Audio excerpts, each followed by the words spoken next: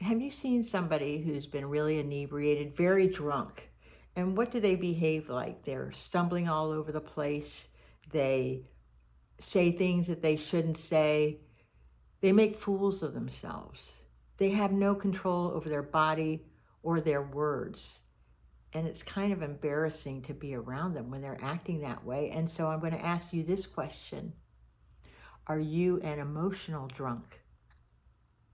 Hi, my name is Patty, and I am here on my channel to find those unconscious, unloving parts of you and me, change them into more conscious and loving ways of being through a daily spiritual practice of letting go, or whatever that spiritual practice is for the day, so we can have a kinder and gentler and more conscious world.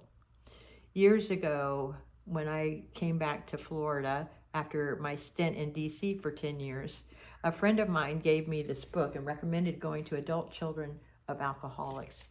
And in this big red book of Adult Children of Alcoholics, it talks about how we are addicted to the emotions in our internal medicine cabinet of cortisol and of adrenaline.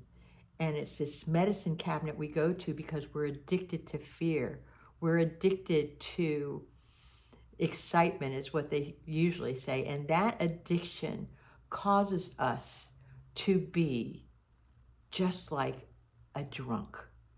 And we fall into our depressions. We fall into our self-pity. We fall into doing these crazy things in our lives that just are unloving. And I'm going to tell you another thing that can help you besides attending Adult Children of Alcoholics meetings, which is a 12-step recovery meeting. And it's all about learning to love yourself. But this book by Dr. Joe Dispenza, Breaking the Habit of Being Yourself, was a game changer and a life changer for me.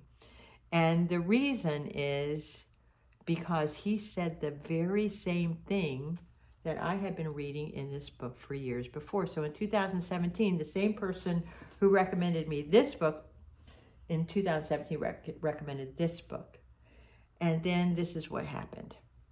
I started doing the work in here. I studied all about neuroscience. And then I started attending his events, Dr. Joe's events, and I became a volunteer. I've been to more than 30 events. I've spent way too much money investing in my own self-development because I always thought there was something wrong with me. But in this book, he teaches us how to unlearn those emotions.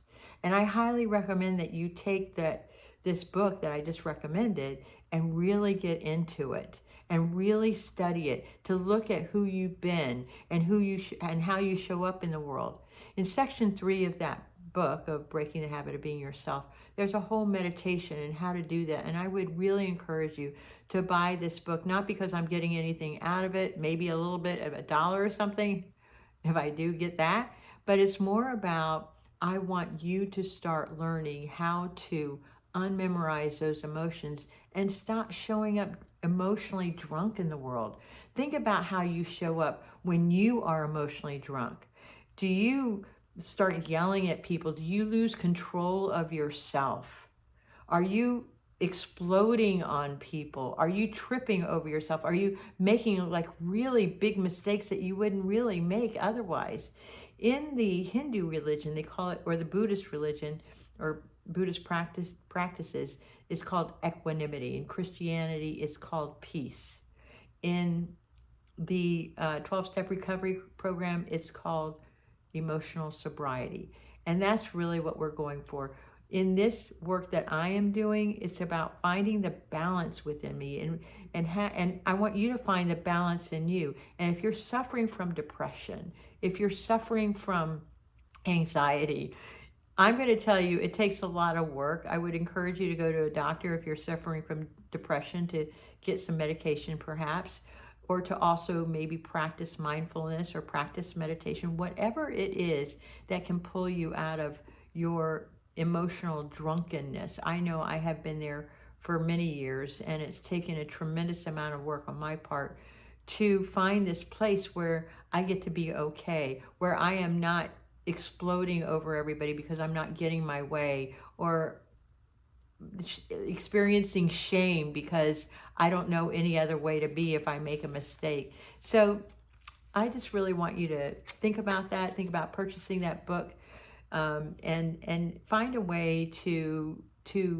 really start observing yourself when you start getting triggered and how you show up in the world. Because really, remember, my channel is all about finding that part of us that is really hurting, that shows up in hurting other people, that we want to have a more loving world. And we can only do that by changing us, not by trying to change other people. Today, I'm reading from Hope for Today, January 10th. And I'm just going to say this is really my life. Like many children of alcoholics, I vowed I'd never drink like my father and my mother. Nevertheless, I do get drunk. Only I get drunk on feelings. If not checked, my hurt, my anger, and fear can trigger a downward spiral that leaves me feeling completely unmanageable. I'm often unable to function as I allow my bad moods to drag me into a pit of depression. It's as if I'm an emotional drunk and I can't hold my feelings any more than an alcoholic can hold his or her liquor.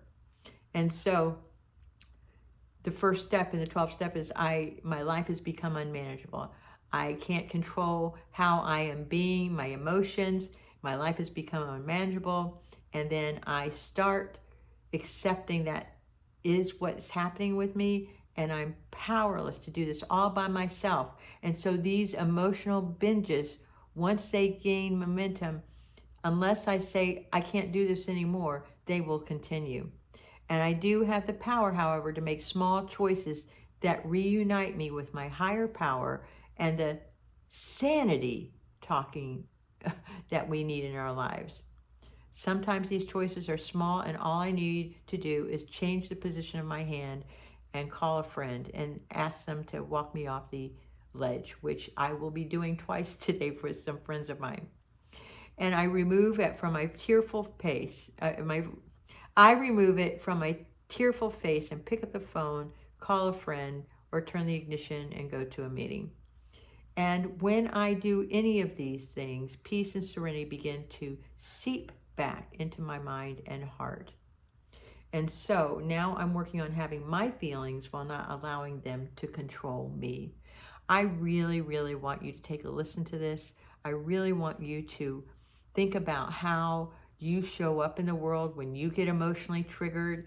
What do you do to people? I call it emotionally vomiting. That's what I've experienced from people. That's what I used to do.